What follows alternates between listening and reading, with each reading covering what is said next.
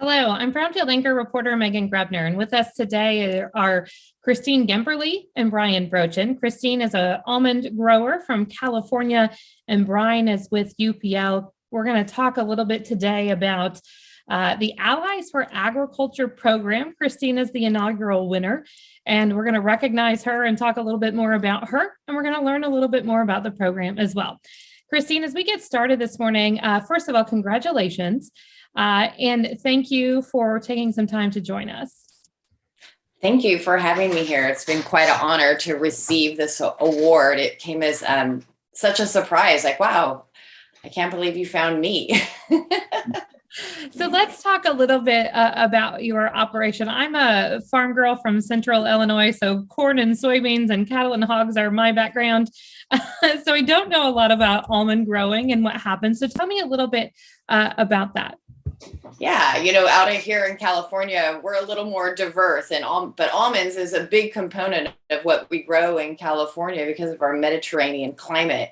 It takes a very specific climate to grow an almond tree successfully.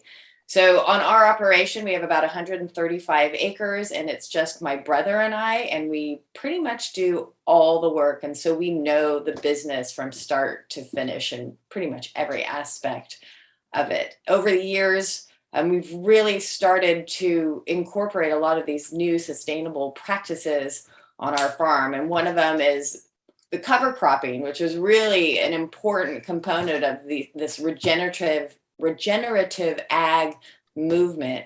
And we've also done things like whole orchard recycling, which is this amazing way to sequester carbon, where you take a whole orchard and grind it up and you put it back in the ground.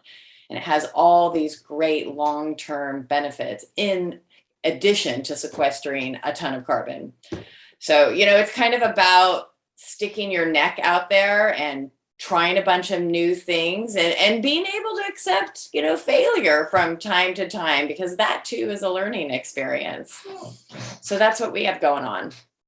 When you look at your operation, how important is it for you to take those risks and make those big steps to incorporate sustainability practices, and to also at the same time educate other growers about programs and ability to sequester carbon or focus on those regenerative practices as well?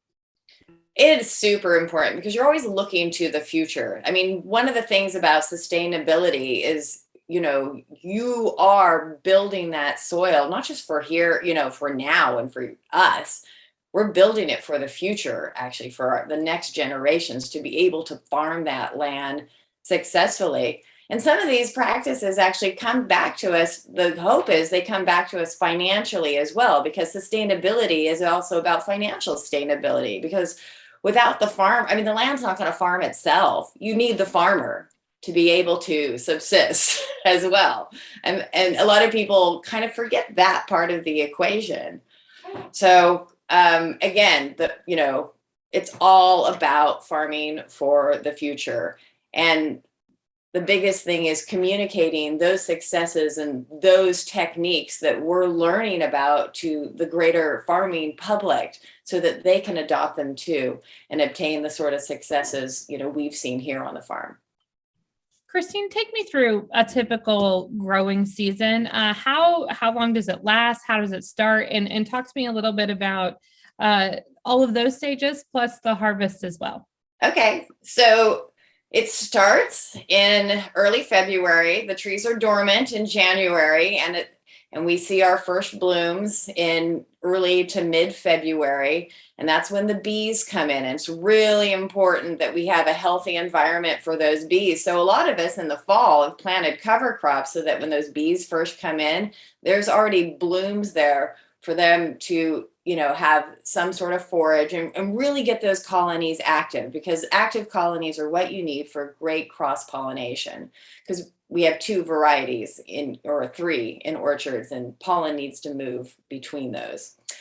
And so after the pollination, we're growing the little nutlets on the trees. And usually around April or May, we start to, start into our irrigation season. It depends on if we've gotten rain or not.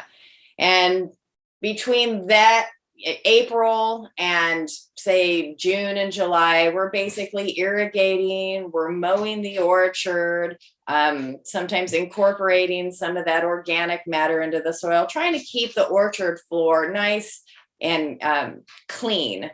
And when I say clean, that doesn't mean nothing can grow there, but just keep it sort of managed so that when harvest comes, we can shake those nuts and we shake them onto the ground. And then we sweep them into rows and we pick them up and they go to the huller and sheller where they're, processed and they get ready to go out to the consumer. You brought up the pollinators. When you talk about putting in cover crops and those types of things, but you also are putting in pollinator patches as well. How important is it? You mentioned to your operation, but really ultimately that we have a place for our bees to be and our pollinators to be happy as well. Oh, that's really important because the truth is, in a lot of these growing systems, you have a symbiotic relationship with the pollinators and your beekeepers, right? We kind of need each other. So it's in our best interest to make sure they're coming into a healthy environment and that we facilitate that with the cover crops. I mean, we're really lucky here in California that we have Project Apis M that is doing a Seeds for Bees program. And they've really expanded into the almond industry quite a bit. We're also seeing that, not only that it's great for pollinators, but it's providing all this great soil health benefit as well.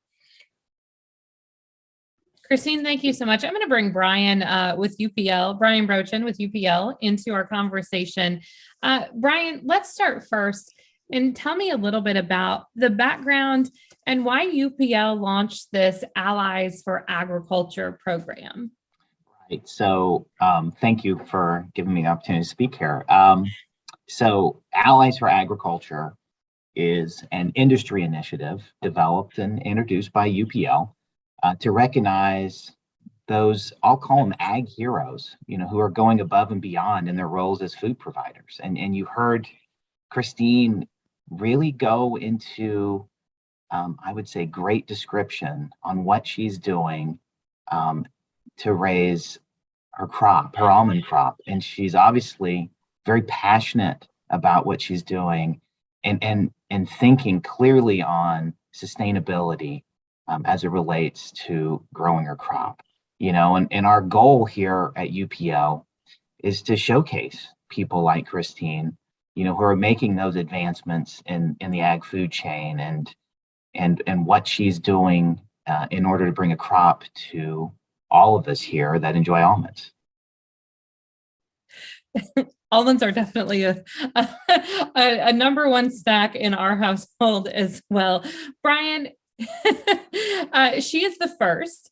There are more to come. Talk to me a little bit about the program and how often we're going to see these heroes in the ag sector recognized and open up their story to the rest of us so we can learn a little bit more about the role they play in our food supply chain. Yeah, it's a good question. I'll tell you, and I'll let Christine know as well that, when this program came out and I was selected as one that would to go through it and to make a selection of the winner, I thought, oh, this will be a relatively easy selection. I'm actually really proud as someone who's been in ag a long time. I'm really proud to say that there were some unbelievable, along with Christine, some really, really great selections that came forward of people that are doing a lot of great work in agriculture. So it became really difficult because there are really a lot of good people out there that are trying, just like Christine, that are really passionate about agriculture, that really think through what they're doing to ensure that ag has a long has a long place in history moving forward, right? And so we're going to continue this Allies for Agriculture because we do believe it's important to showcase people like Christine and those that are going to be coming up after her to talk about what's going on in agriculture in the U.S. And how can UPL help advance and let people know what's going on here in the United States?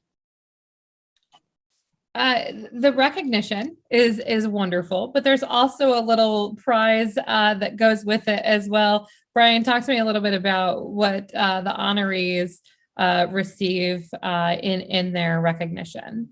Yeah, so I think the first thing that's important for them is, they get to tell their story. And I think it's important for others in agriculture to hear these stories, and also those that aren't in agriculture to hear these stories, to understand what agriculture is doing to, really advance food production, to think about future, to think about sustainability. So I think really first and foremost, that's really important. The other thing is, because we're in agriculture and we are here to feed the world, right? We are giving and donating money to food banks that are local to them, which I think is important as well, because again, we are all in agriculture.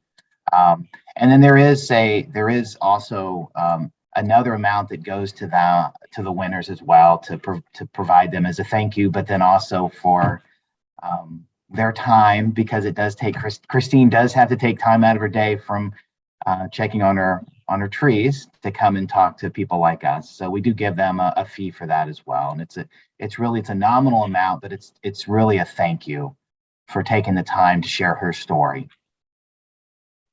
Christine, talk to me a little bit about your donation to the food bank and where your donation went. Oh, I was so happy to be able to give back through this award to United Samaritans Foundation in Turlock, California. About 25 years ago in our community, we're not actually, we're in California, but we're in the Central Valley, and we do have actually a lot of poverty and people in need here, because, we have a lot of low income workers. And the churches in our area all came together to make one organization that worked as a food bank.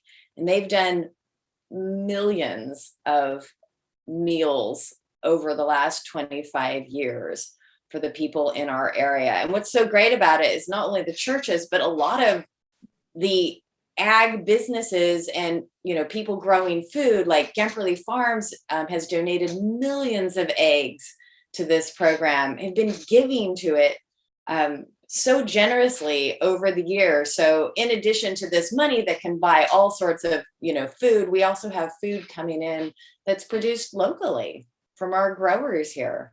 And it's just so good to be able to give back, because at the end of the day, at the end of your life, like, those are the things that actually made you feel great, giving. I think it comes back to so many in this industry. It's about making sure not only that we can supply food in the normal supply chain, but also support and give back to our local communities and help those in need as well. So, Christine, it's fascinating. Thank you so much, both. Thank you so much for your time today. Christine, any final closing thoughts before I let you get back to those trees? I really just love that this program is all about recognizing the heroes that are out there. I call them the low-key heroes, because you couldn't have a more low-key hero than a farmer. They're just like, yeah, I do that. Whereas the rest of us should be going like, yeah, you do that.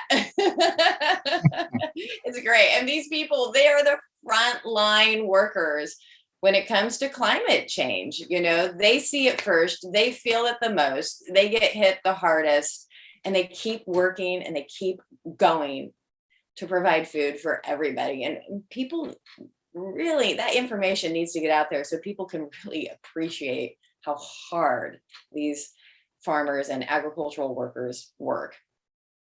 Christine, thank you so much. Brian, if somebody wants to nominate somebody for an Ally in Agriculture program or recognition from UPL, how do they do so? Yeah, we have a website you can go to that's Allies for Ag. So I would recommend they can either Google it or alliesforag, I believe.com.